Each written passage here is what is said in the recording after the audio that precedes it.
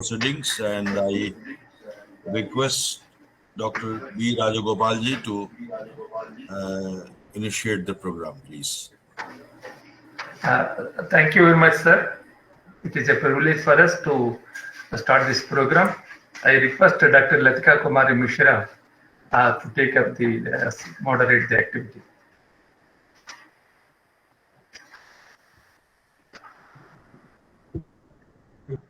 Please start. Good afternoon to one all.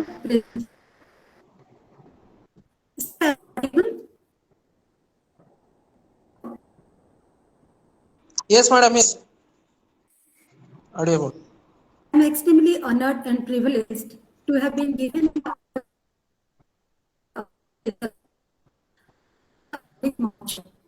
which initiative celebrates of India and the glorious history of its people, culture, and achievements. 75 years of India, the Amrit Mahotsav, as a part in which every who has raised the of independence.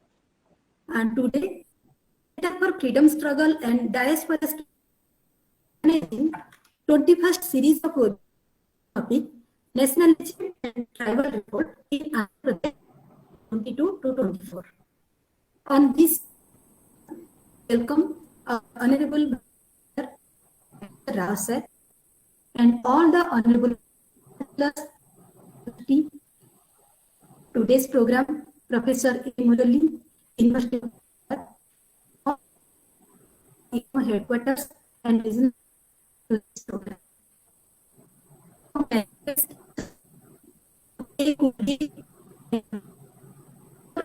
Formally start the work. Now, may I request our Regional Director, Dr. B. Rajagopal sir, to welcome the honorable guests and dignitaries to this program. Thank you very much, Dr. Latika Kumari Mishra ji. Namaskar and good evening, all of you.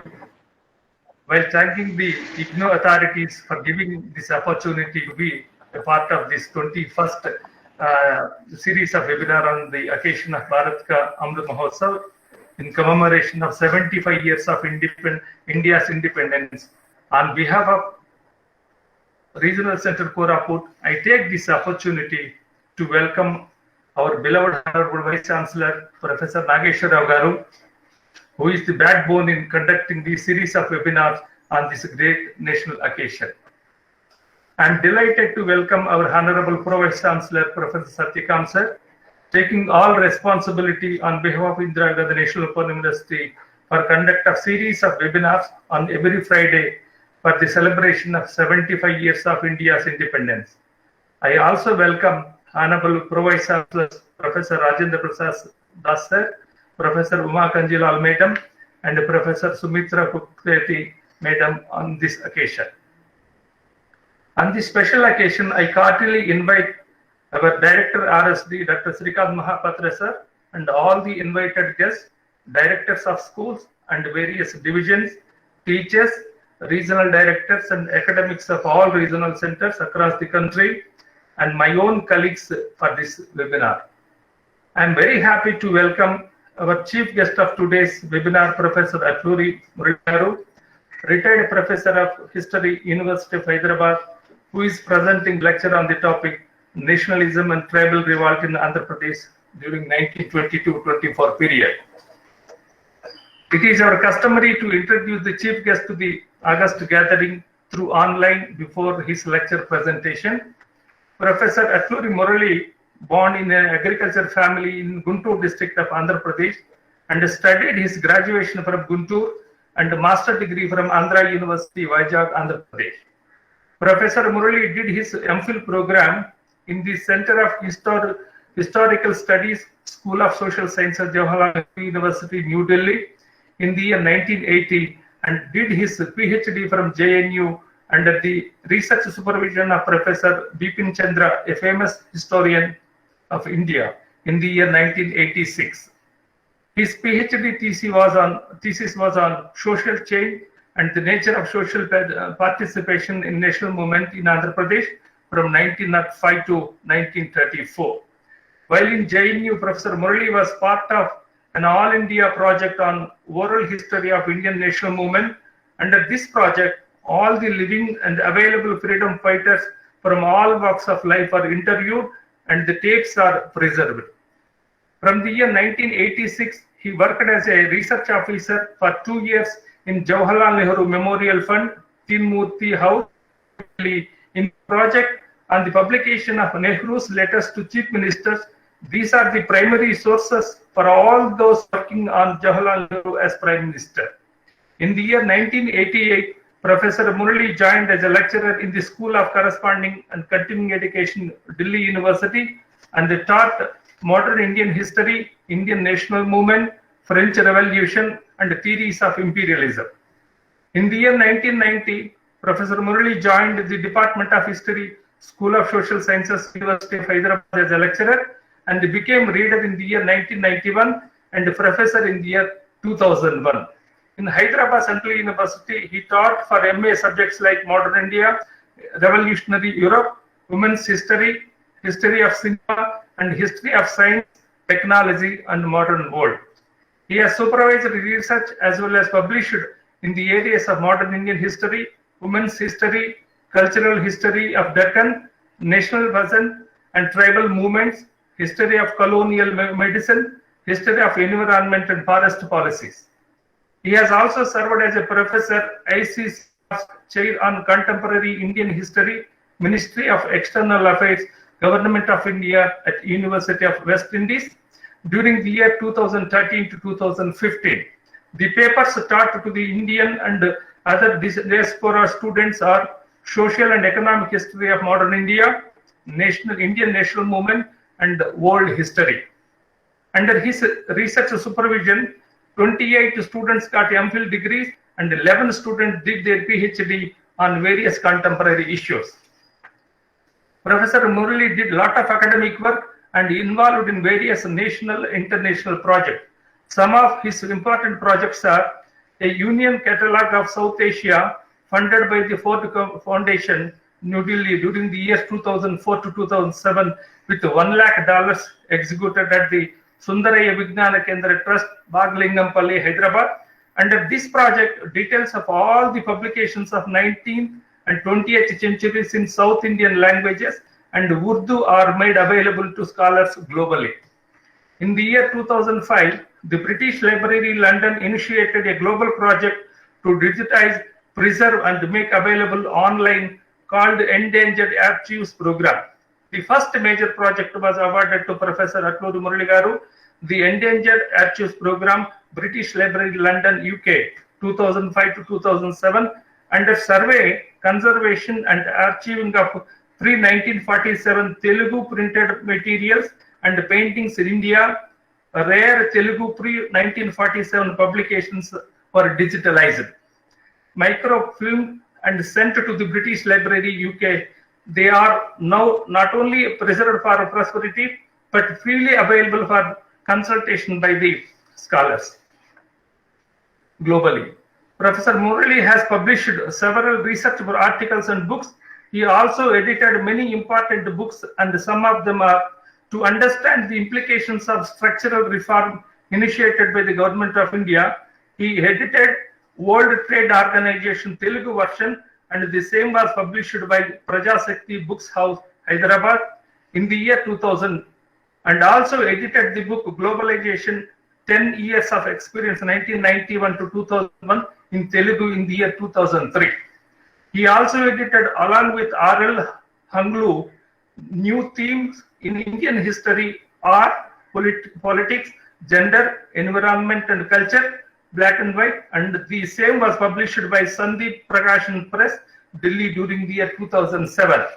Further, he has also edited the autobiography of Pochalapalli Sundaraya, and the same was published by National Book Trust of India during the year 2009. Under his editorship, the High Commission of India in Trinidad and Tobago has brought out a volume on Indian diaspora, India in the Caribbean socio-cultural moorings of diaspora in the year 2015. He served as a general editor of series Cultural and Environment of South Asia, published by the Cambridge University Press of India, New Delhi, and several volumes are published under this series. Sir, Professor Murali was superannuated from his service in the year 2018, and presently, apart from continuing his academic research and writings, he has moved into agriculture farming. He has been experimenting with organic farming of various crops and also building up data on agriculture economics. So we wish you him all best of luck, and I thank one and all in this occasion. Thank you very much.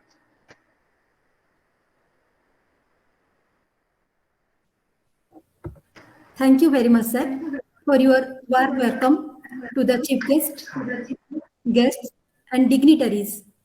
Now it is the time to listen to our chief guest on today's topic regarding the revolution of tribal people.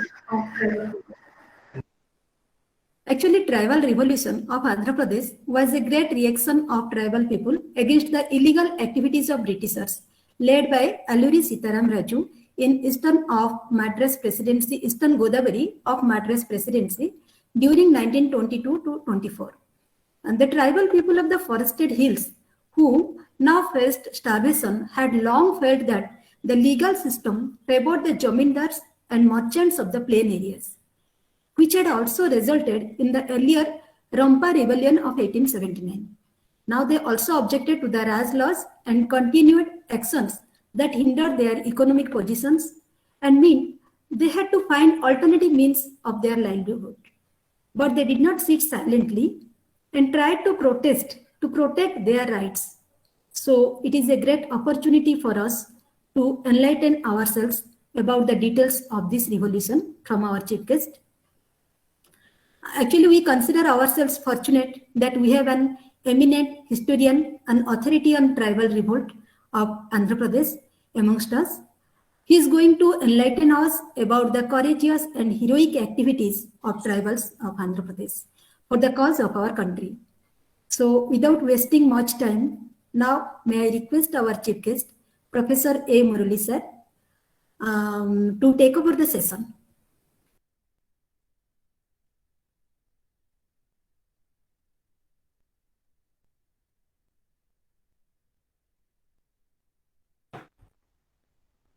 Sir, can you hear now? Yes, sir, we are hearing. Yes. Okay. I'll proceed with the phone if you have no problem. Is it audible? Yes, very much audible. Please go ahead, sir. Okay, thank you. Sorry for the hiccup. It appears there's some problem. Anyway, thank you very much, Dr. Rajagopal, for persuading me to make a presentation. And I must really thank my colleagues in IGNO. I'm very much connected with most of the colleagues in history department, right from 1980s. And I must really thank Sachikam Garu for giving me this opportunity. And thank you one and all. So I did two things. One is I sent a paper published on this topic to Dr. Rajagopal. After the talk, I hope he will circulate to everybody, whoever wanted. They can read and have a much better and detailed understanding of the movement. Now, I accepted to talk on this topic for two reasons. One is we have a notion of nationalism always associated with elite, educated, slightly enlightened. We somehow assume that nationalism is linked to an ideology. Only with intellectual engagement with those ideas, one can think of meaning of a foreign rule, consequences of foreign rule, and hence they try to articulate anti-colonial consciousness, ideas and movements. However, in a colonial situation, particularly when foreigners are ruling you, that every human being under that rule experiences that rule. Now, experience of that rule makes people to realize, continuously engage with that rule, and then understand why their conditions were bad compared to the earlier period, why they were subsumed, controlled, conditioned, exploited by the foreign rule. This day-to-day experience make everybody conscious of the fact that they have to somehow move out of this domination of the foreign rule. So in the sense that every human being is an intellectual, is an intelligent person, makes sense of everyday life. Only some people perform intellectual function. That notion created an idea that national movement means that it is a movement led by only intellectuals, educated, and Indian national movement, led by National Congress. So when we were studying in JNU, so we used to study a lot of stuff about the marginalized communities, peasants, tribes, women, Dalits, and several oppressed social groups. Then we realized that when we have to write about national movement, then we have to write about also these social groups which are not represented in the dominant historical writings, right from the colonial period down to the contemporary period. With that understanding, we started researching. So there is a lot of work done in JNU among my colleagues, my teachers, on peasant movements, tribals, women's movements, and Dalits and other movements. Now, today I present you a movement, interestingly, in India, at an all-India level, you do not have, before 1940s, any large-scale revolutionary movement led by tribals in India. It's only in Madras Presidency between 1920 and 22 and 24, you have a 2-year full-scale war waged against the huge Malabar military in the tribal region of Visakhapatnam. There around 20,000 square miles of area is carved out by the British in 1920s. All those areas where the tribals were living, from Visakhapatnam, Godavari, and Ganjam. This is called tribal agency. It was a separate province till 1920s. Later, of course, it was dismantled. Now, our story is located here.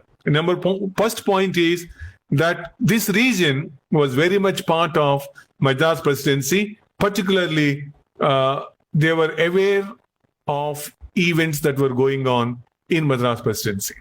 When Gandhi called for non-cooperation movement in 1920, when Gandhi promised Swaraj in 1 year, that everybody, peasants, tribes, women, Dalits, everybody was galvanized into a radical civil disobedience movement, much before 1930 civil disobedience movement. It's only in Madras Presidency you find the first time the Gandhian experiment of no tax campaign was experimented, 1921-22. Now, this has a spill out on the peripheral regions, particularly the tribal regions. The first point we have to remember is that a national movement, non-cooperation movement under Indian National Congress in Madras Presidency did not remain an isolated movement. The no tax campaigns, the radical peasant movements, they all had an echo in the tribal regions because pracharakas were sent to the tribal regions to tell them what's going on in the tribal in the plain areas, why they were fighting against the British. Charka was spread into the tribal regions. Abhikari, abolition of Abhikari, restraining from drinking was propagated. There are people who argue that the nationalist consciousness was very much part of these activities, and that is how the tribal region was also started realizing that after all, their lives could also be liberated from the domination of the British rule if only they could join in the national movement. So there is enough material to show that the national movement also was aiming at integrating the regional movements, but unfortunately that remained only to the plain forest areas. For example, Raichoti, Kadapa, other regions where the peasants had a direct interaction with the forest resources. They were actually engaging with the national movement. not into the interior, deep tribal regions. So it is this, with this background, we must approach understanding of Alluri Sitaram Raju's tribal revolt in Rampa and Gudem region. Now, having said that, laid the foundation, let me move on to the actual movement that it was started. Now, we were told there is a lot of material available to show that Sitaram Raju, who was actually born in a coastal region, he was born in Mogallu in 1897. He studied up to 5th form in various places. And then he started moving into the tribal region in order to understand what was going on in that region. There's material to argue, to show that he was very much part of the national movement in the plain area. He visited Bengal, he visited Ganjam, he visited other areas, he even visited Chittagong and tried to understand the radical anti-national movements and then see whether that type of experiment can be integrated, can be introduced into the tribal regions, and so that their grievances can be addressed through a different mode. So the second point is that in 1922, as you know, that after Chauri Chaura, the Mahatma Gandhi has called off the movement, a non-cooperation movement. There was a very widespread disappointment in Andhra region because Andhra region has gone ahead in beginning of the 1922 with the Gandhian experimentation much before Gandhi experimented in Bardoli of no tax campaign by the peasants, and also the movement against the forest restrictions in the adjacent tribal areas of Raichoti, Kadapa, and other regions. Now, it is in this context that you find that a lot of people in the plain also started arguing why Gandhi called off the movement when it is at the peak. Then, of course, it was only a suspension, not a withdrawal of the movement. So this idea was taken up, this disappointment was taken up very seriously in not only coastal Andhra, but also in the tribal region.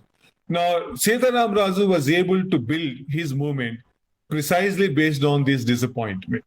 So he thought that somehow, since he's in touch with Bengal, other region, he thought somehow this larger disappointment may result in a different kind of a radical movement other than the non-violent, non-cooperation Gandhian movement.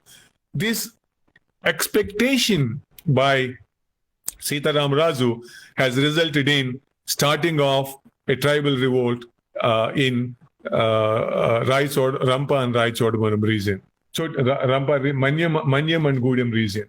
So the actual activities were started in 1922 August.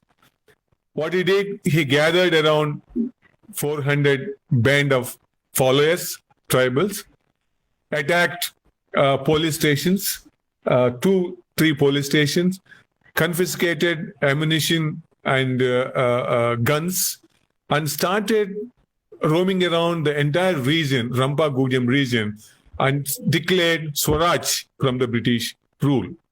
Now, you may ask why he was doing it. And even if he was doing it, why should the tribals engage with him, go with him and engage with the British? There is a report by Huppel, a British officer, on the reasons for the Rampa rebellion in 1923. Interestingly, it is here we find a clue for the actual social base for the Rampa rebellion in 1922-24. Now, this report talks about the reasons for the revolt. Now, it has a very interesting story. I have seen 4 major files right from hand drafting to publication of the document. Initially, when the government examined, they realized the real issue is forest policy in this region. By the end of the 19th century, the series of restrictions were imposed on the use of the forest resources, not only by the adjacent peasants, but also by the tribals living in the ecozone. Now, podu cultivation, which is generally practiced by the Koyas in this region, was banned completely. Normally, Koyas does not perform Podu beyond their needs. So the argument that because of Podu, the forest is getting destroyed has no meaning, because they come back to the same region in a cycle after 4 to 5 years. So the actual area of Podu is very limited. But then the government argument is that the entire forest region, based on the 1878 Act, is government. So the government is the owner of the forest region and the resources. Therefore, they cannot, by no means, exploit this without the permission of the government. So the point is the tribal life world, which is part of the ecosystem, living in a sustainable mode for centuries, for millennia, is now being upset. And a series of restrictions were imposed on the very life of, very economic activity of the tribes. This has upset them. But they didn't know what to do. They have no way of revolting against this because they are disorganized and they are not really was able to link their problem with the larger system of colonial rule, as it happened in the plain areas where the Congress and other intellectuals were able to link up their problem with the very basis of the colonial rule. Now, the second point is that all the minor forest produce, which earlier was collected by the tribes and sold in the areas, make money. Now, this is monopolized by the forest department, and plain people, merchant from plain, started coming and auctioning, collecting and taking away. Though the tribes collected, they have to sell to the forest department, not to the outsider. The third is that once the life world is disturbed, once the basic economic activity is disturbed, particularly the sustained agriculture, the millets, the rice, other items has to be cultivated for their daily needs. When all those things were stopped, then they have no means but to depend on something else. It's here that you find the colonial state started introducing in 1920s what is called developmental activities, particularly the road making. Now, without the road making, cartable road making, that the plain merchant cannot go in and appropriate the minor forest projects. Not only that, the government cannot appropriate huge chunks of the high-value timber, which is used not only in India, but also exported to outside. So the minor forest produce collection is stopped, and it has to be sold what the government declared price. The third is that since the main economic activity is disturbed, now they have become dependent on the government activity. Now, the government now is employing the tribes as a labor on the construction of the roads and other communication activities. Now, interestingly, had they paid, like in the plain areas, a proper wage, perhaps the grievance could not have been so gravitational one. In the sense that there is one person in charge of this activity is called a deputy tahsildar. Now, this deputy tahsildar, Bastian, has started using the tribal labor as a vetti. Vetti means free labor.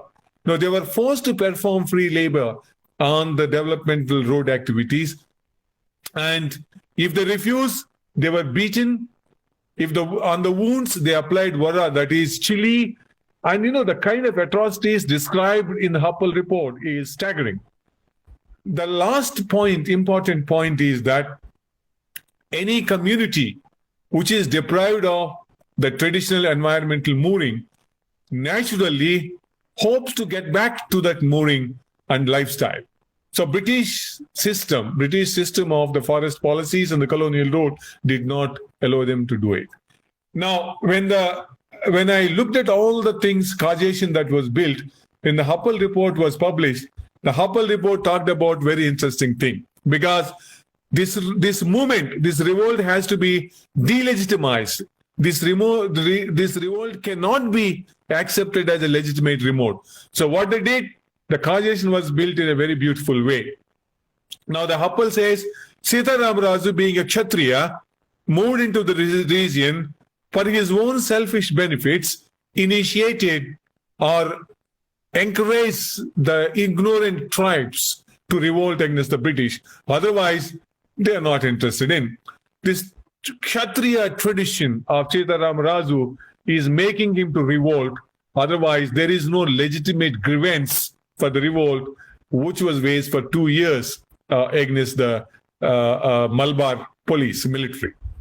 The second point, the argument is that tribals are also so ignorant; they are always prone to violence. So this inherent tendency of the tribes to be prone to violence has added to the longing of Sitaram Raju because of Kshatriya tradition to wage a war. Interestingly, the contemporary colonial historiography and also the latest historiography also take this causation at a face value and argue, yeah, there is no legitimate reason for this revolt. It's only Sitaram Raju because of Kshatriya tradition who has initiated. Now, what they did, the actual grievance, which was initially identified related to the forest policy, is relegated to the last point. First is Sitaram Raju as a Kshatriya. He is just bound to revolt. Tribals, violent to traditionally inherently violent, prone to revolt, have done that. And the Bastion, Tahsildar, did some excesses, therefore there's a revolt, otherwise there could not have been. Forest policies grievances, that doesn't exist. Actually, it's a very minor issue. The way that the causation has delegitimized this tribal revolt indicates the intensity of this revolt, the legitimacy of the revolt, if only we can understand and through a proper reconstruction of the history. So my idea is to show this as a part of the national movement, because it is part of the national movement. What is national movement? National movement is regaining of the control over their own lives. Swaraj, Purna Swaraj is the ideal. So is the ideal of tribals in this region for the last 2 years, 22-24. Now, when this revolt was on, for 2 years, there was continuous engagement of the tribes, 500 to sometimes it came to 100, 150, 500, with the army in several points in several areas. In several places, till 1923, the tribal revolters made a very interesting victories. British has suffered terribly. In order to suppress, the British has introduced, like in the plain areas, about the peasant movement. When peasant movements on the upward swing, they initiated a very interesting repressive policy of confiscating the land of the peasants and then selling it off, assuming that if their life world is gone, they will come back to the British fold, become anti-national. Similar tendencies, similar things were used here. They identified all those villages who were sympathetic to, majority of the villages, to Sitaram Raju's cause and the tribal revolt. They have imposed what is called punitive fines on the Police Act.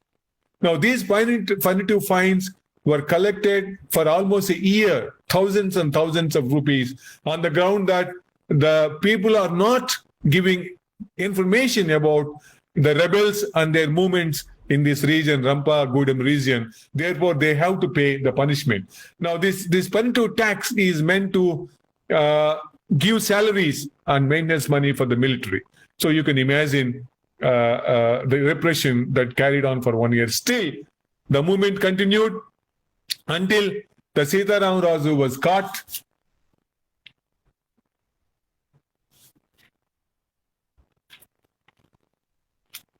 Caught on 7th May 1924, the movement continued, and there was a continuous skirmishes, engagements between the military and the tribal revolts. The important point we have to keep in mind is, at one level, at an all India level, Indian national movement is arguing that the legitimate way of organizing national movement is through non-violent, peaceful satyagraha. The violence, the Mahatma Gandhi and Indian major sections of Indian national movement has argued will not give the necessary results. It leads to repression and demoralization. Therefore, the people have to, with atmasakti, with self-restraint, with satyagraha, with self-sacrifice, have to mobilize their inner energy and meet the brute force with peace. And only then the legitimacy of the peaceful revolution, peaceful movement can establish itself.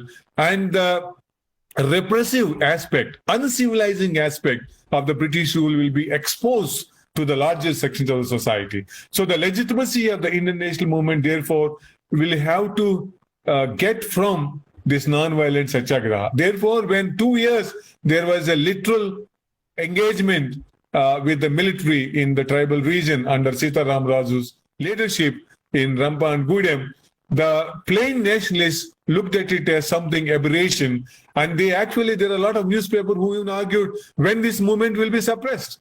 So instead of being sympathetic to the movement, instead of understanding that their grievances, like the legitimacy of their grievances in the plain areas, even the tribal grievances were also legitimate. Therefore, like in the plain areas, they were revolting, these can also revolt. The only disagreement is about the means of struggle.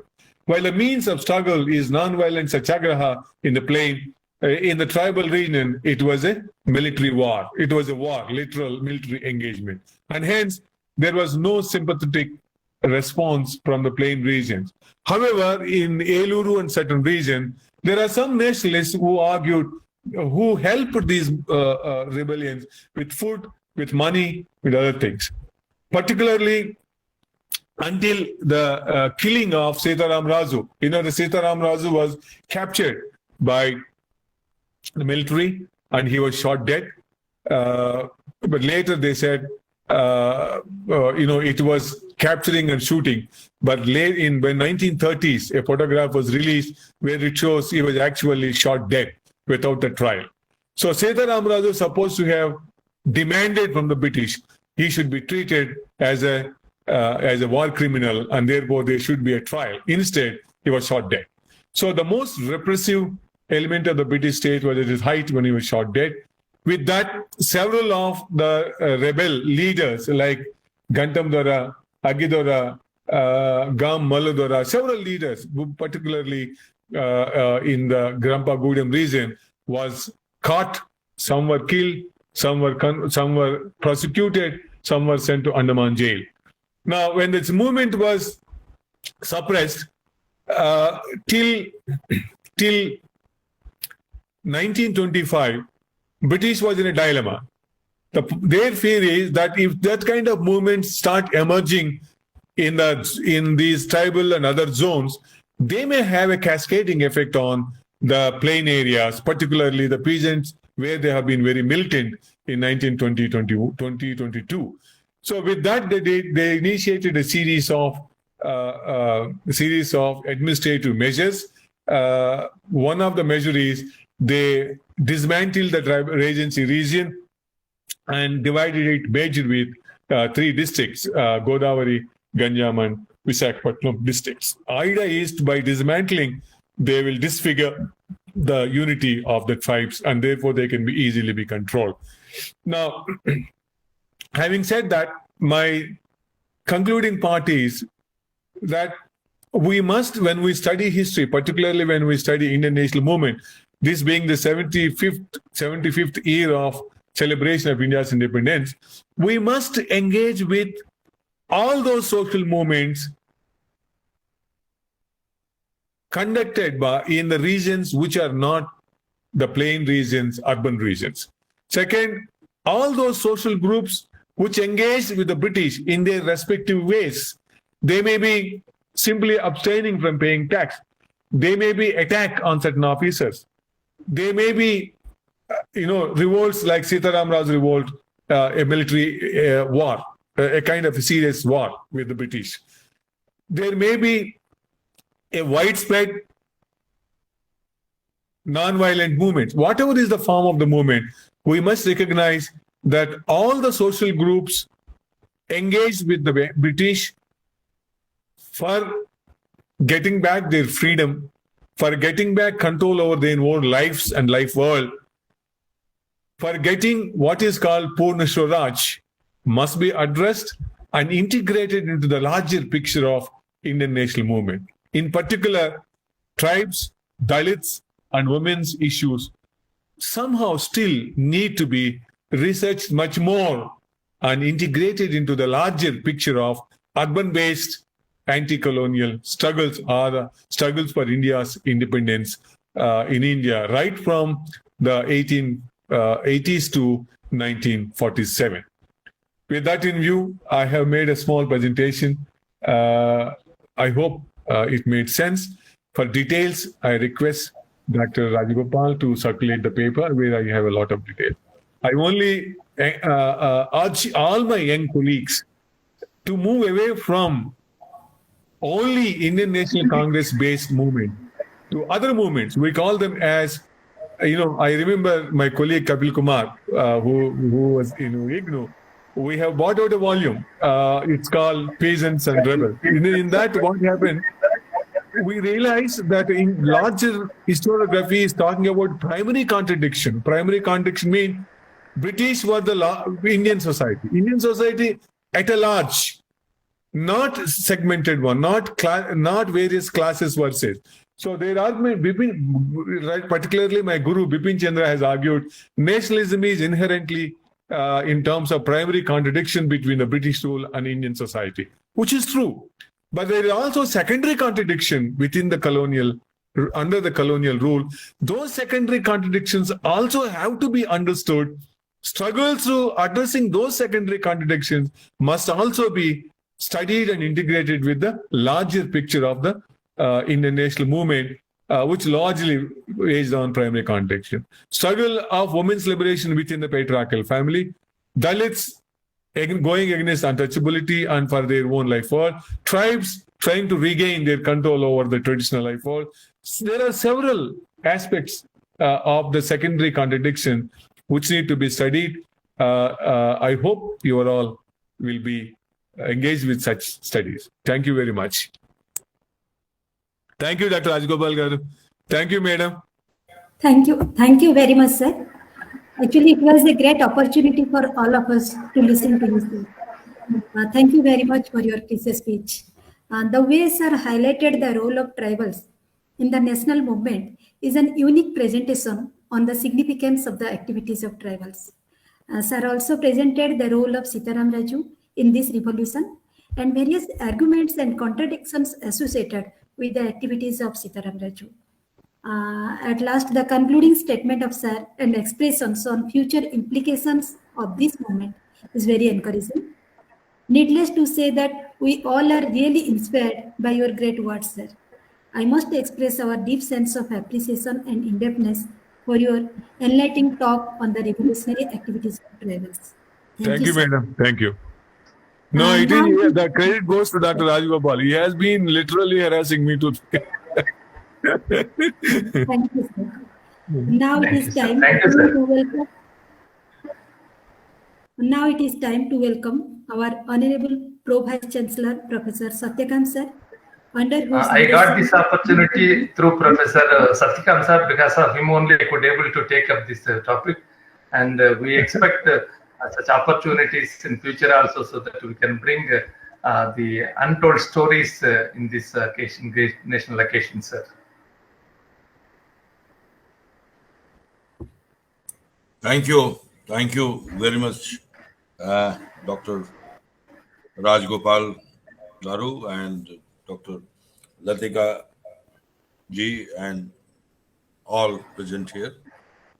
I am privileged to listen today to the learned speaker, and today I specifically myself learned a lot. This is the 21st series of webinar, and we are moving towards our 74th independence anniversary, and we are entering into the 75th years of Indian independence. So, under the guidance and leadership of our Honorable Vice Chancellor, Professor Nageshwar Rao ji, we plan to have 75 lectures on the occasion of the commemoration of the 75 years of Indian independence. I, on the behalf of IGNOU and Center for Freedom Struggle and Diaspora Studies, I welcome you all. I am indebted to our Vice Chancellor, Professor Nageshwar Rao, who has showed me the path and gave me the courage to start this journey, because it is a long journey. But I must say that in this journey, sir हमको हिंदी में चाहिए sir. Give your sweet Hindi, sir, please. I have the sweet Hindi, but I am afraid that everybody can understand me. So I will speak in Hindi also. And Professor Murli Garu, who is the disciple of Professor Bipin Chandra, and he has what he has said and what he has given us the vision is a important aspect of history, how to see the historiography. I am honored to have with us our Pro Vice Chancellors, Professor R.P. Das, Professor Uma Kanjilalji, Professor Sumitra Kukreti ji, all the directors of the schools, regional directors, HODs, RD, RC Koraput, Dr. B. Rajagopal, and all the colleagues, friends and students. It is my privilege indeed to be a part of this series of webinars, and the main motive of this series of webinar is to listen the untold stories of our national independence movement. And today, it is in true spirit that the Murli Garu has placed before us for redefining the vision of history, to know the unknown history of national movement and national struggle. क्योंकि इतिहास केवल नगरों और शहरों का इतिहास नहीं होता है. इतिहास जनता का इतिहास होता है, और आधुनिक इतिहासकार राजा और सम्राटों का इतिहास नहीं लिखता है. लेकिन एक समस्या हुई हमारे इतिहास लेखन में, जिसकी ओर प्रोफेसर मुरली गारू ध्यान हमारा आकृष्ट कर रहे थे. वो ये कि जब भी हम राष्ट्रीय आंदोलन की बात करते हैं, आजादी के आंदोलन की बात करते हैं, तो हमारे केंद्र में इंडियन नेशनल कांग्रेस ही रहता है. इससे हाशिए पर पड़े हुए अपने इतिहास को हम अंधेरे में फेंक देते हैं, और उसका जो परिणाम है वो परिणाम आज हम देख रहे हैं, जिस पर मैं बाद में बात करूंगा कि आजादी के बाद क्या हुआ।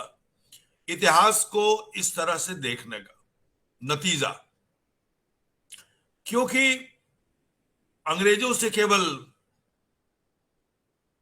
भारतीय राष्ट्रीय कांग्रेस के नेता नहीं लड़ रहे थे, बार बार ये हमें कहा जाता है कि 1885 के बाद ही हमारा असल राष्ट्रीय संघर्ष शुरू होता है।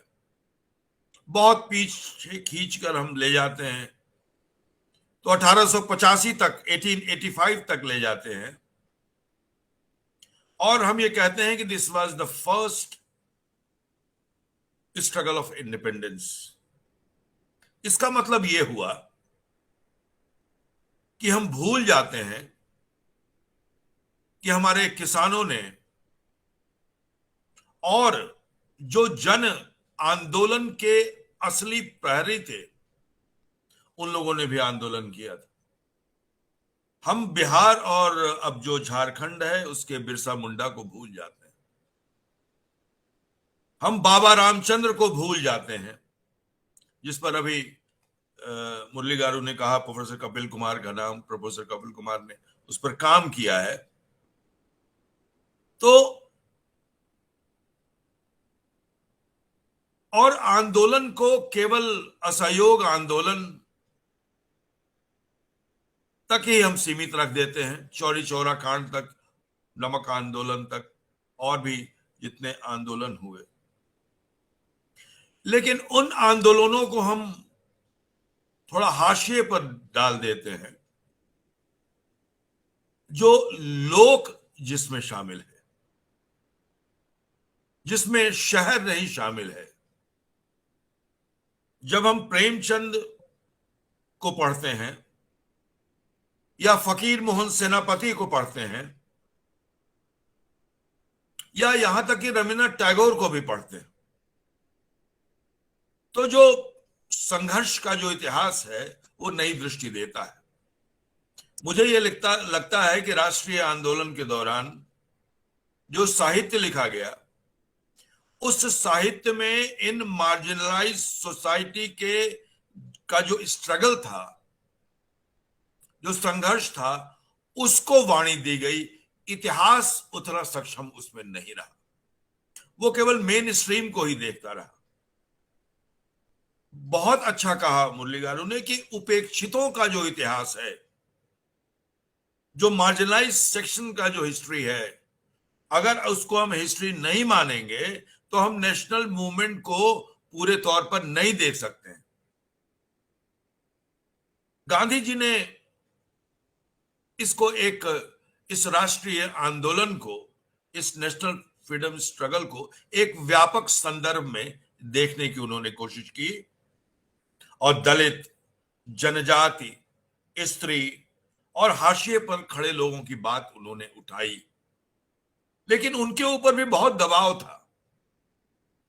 जो शहरी नेता थे उनका बहुत दबाव उनके ऊपर रहता था। इसके बावजूद हम देखेंगे कि गांधी ने अपना जो अभियान है वो कहां से शुरू किया?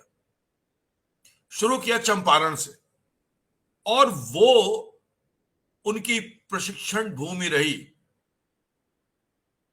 और वहीं से उन्होंने सीखा कि किसानों, मजदूरों और दलितों को जब तक हम साथ लेकर नहीं चलेंगे तब तक हम राष्ट्रीय आंदोलन खड़ा नहीं कर सकते, और उन्होंने ऐसा किया।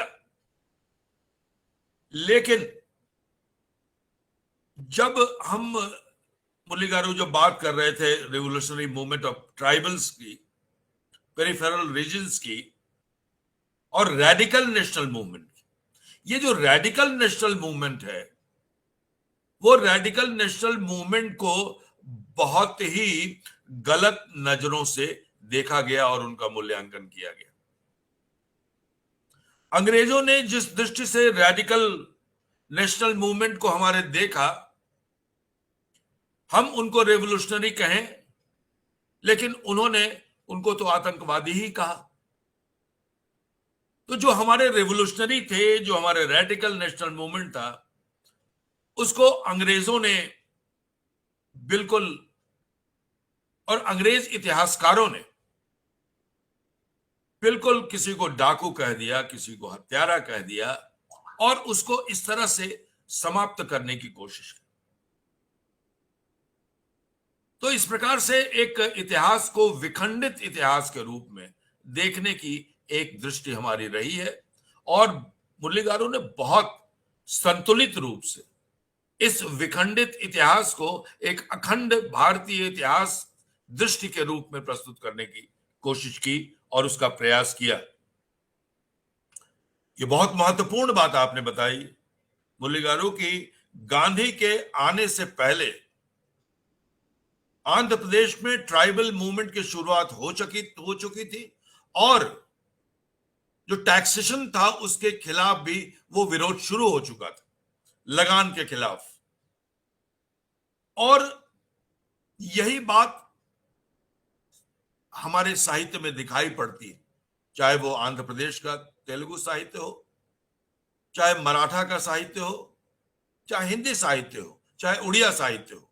सब में इस लगान के विरोध में आपको बहुत सारी कहानियां, बहुत सारे उपन्यास, बहुत सारे कविताएं, गीत आपको मिलेंगे।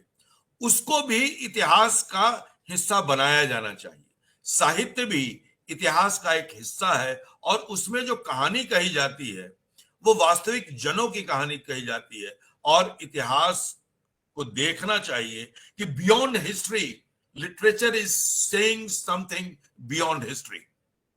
उस बियॉन्ड हिस्ट्री को, जो लोक इतिहास है, जो ओरल हिस्ट्री है, जो मौखिक इतिहास है, उसको अगर हम देखेंगे तो निश्चित रूप से एक बड़ा विजन हमारे सामने आएगा।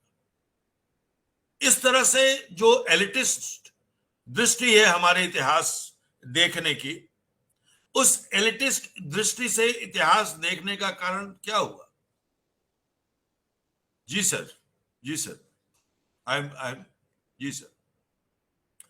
तो उसमें यह हुआ कि जिस ढंग से हम लोग एलिटिस्ट इतिहास लेखन कर रहे थे और इतिहास को केवल नगर सभ्यता और संस्कृति के रूप में देख रहे थे, तो जब भारत आजाद हुआ तो हमारे पास जो दृष्टि थी वो दृष्टि भी एलिटिस्ट दृष्टि थी। और इसीलिए जो मार्जिनलाइज्ड सेक्शन है, खासकर जनजातियों के लिए जो कानून बने, जंगल के कानून और पेड़ के जमीन के संबंध में कानून, उसके खिलाफ बहुत ज्यादा आंदोलन हुए।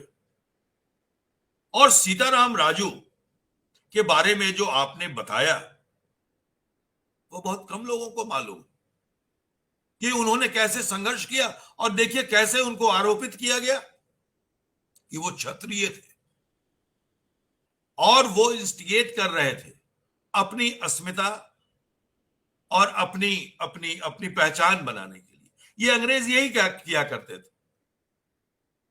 आप हिंदू हो, आप मुसलमान हो, आप इस जाति के हो, आप इस धर्म के हो, और अंततः उन्होंने हमारे ऊपर प्रहार कर ही दिया।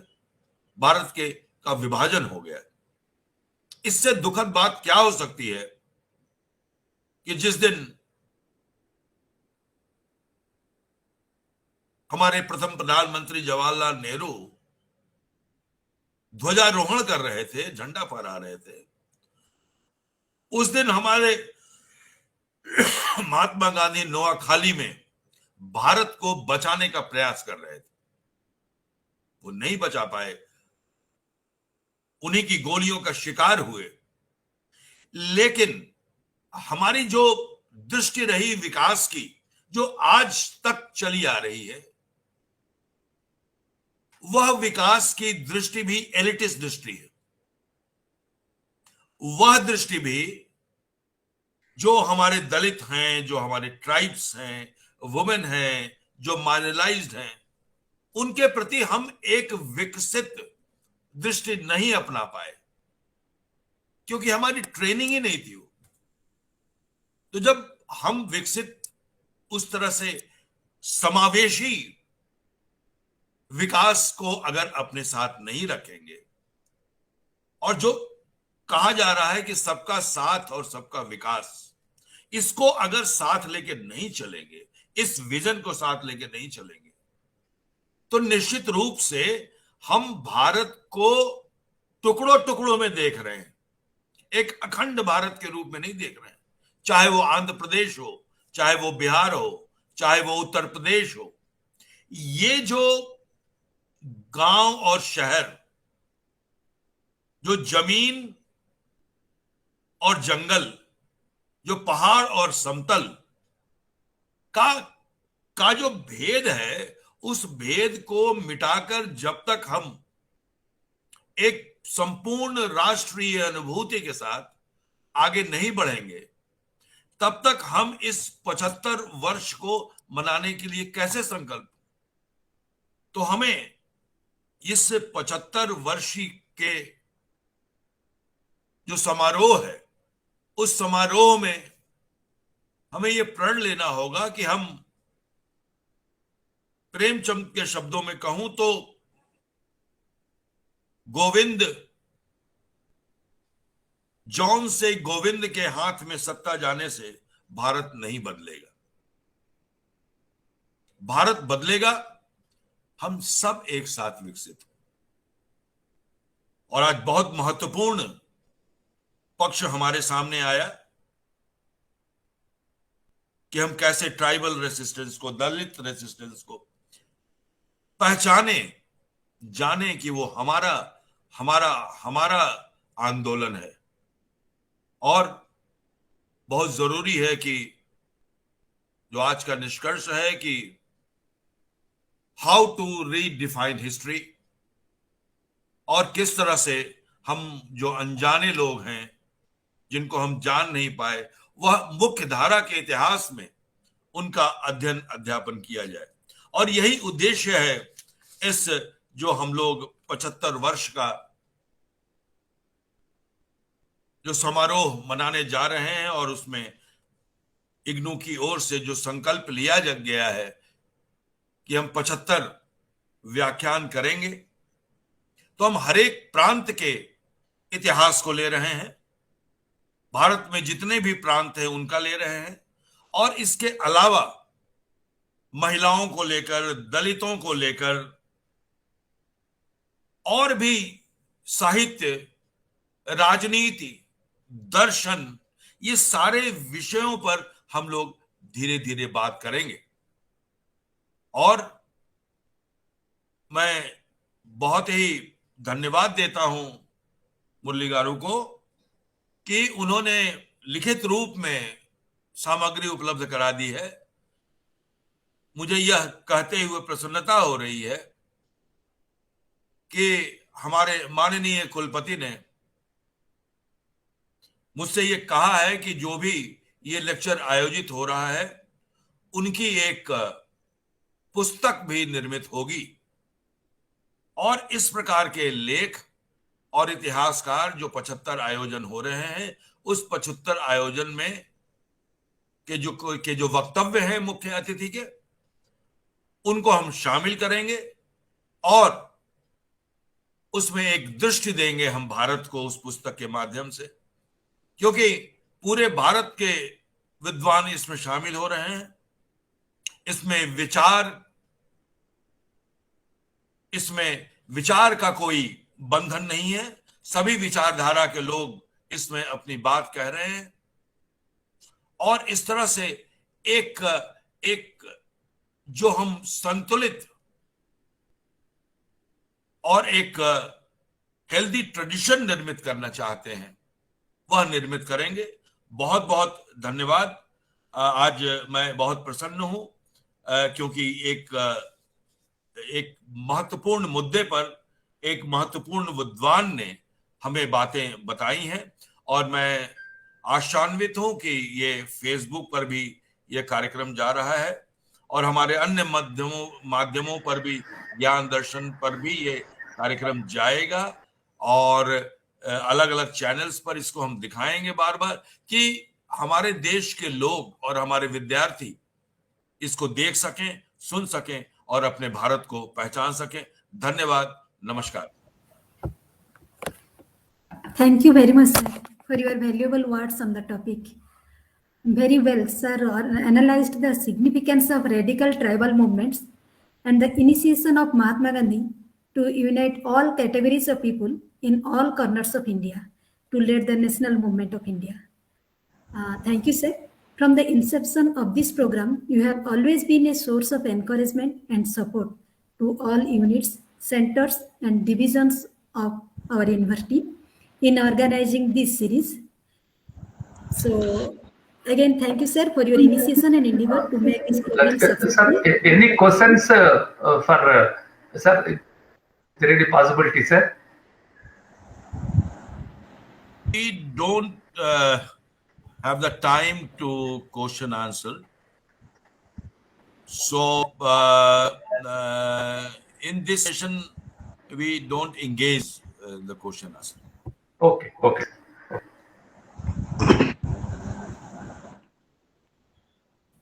Now we are at the end of the program. May I welcome Sri Madhav Kumar Biswai, Assistant Regional Director, IGNOU Regional Center, Koraput, to propose formal vote of thanks. Thank you, Madam, for giving me this opportunity. Honorable Vice Chancellor, sir, Professor P. Nageshwar Rao, sir, Honorable Pro Vice Chancellor, sir, Professor Satyakam, sir, Professor Rajendra Prasad Das, sir, Professor Uma Kanjilal, Madam, and Professor Sumitra, Madam, Honorable Chief Guest of today's webinar, Professor Atluri Murli, sir,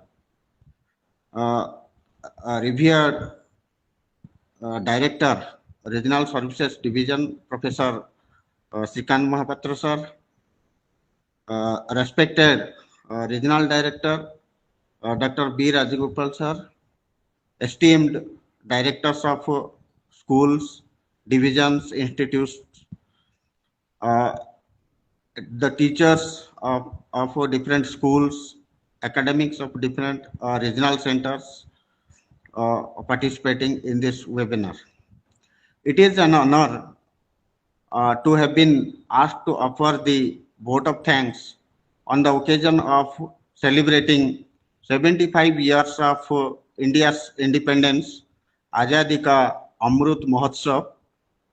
On behalf of IGNOU Regional Center, Koraput, and entire organizing team, I am hearty gratitude to all the dignitaries and speakers for sharing their graceful words with us in this webinar.